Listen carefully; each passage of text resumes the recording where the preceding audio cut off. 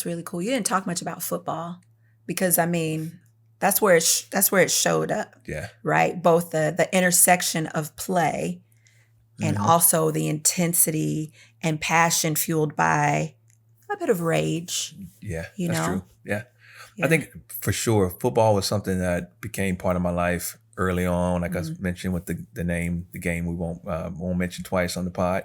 But and then it turned into more formal and that and then basketball was another sport that I played and eventually started running track like you. But Mhm. all of those were um were played because again, you've heard me say this beforehand. I wish life was more like a sport where you have sort of very clear objectives. Mhm. We know what success looks What like, does winning look like? right? Yeah.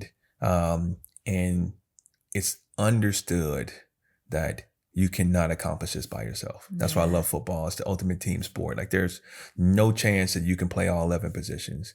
And it's like you get in the huddle and I play quarterback. And so looking in the eyes of these guys, like, hey fellas, here's the play. Here's what we're about to do. And everybody instantaneously knowing this is my role. I've trained all week for this, right? I'm prepared. Let's go out here and do what we do. And that to me is where a lot of this started. But what was interesting is even though I learned that lesson then, Mhm. I had to relearn it in business Yeah. because part of what gets mixed in with that message is this idea of competition, zero Yeah. sum game. And it starts, and that sort of coupled with sort of what, is some of the, I guess, the toxic masculinity traits that a lot of guys believe, like if it's going to be, it's up to me. Yeah. Like I need to, put the team on my back sort of scenario. And so I walked in the business early on thinking that like, hey, I can't trust anybody. It's about, I got, and it, again, part of that learning lesson when I ran hot for as long as I could and I hit the wall,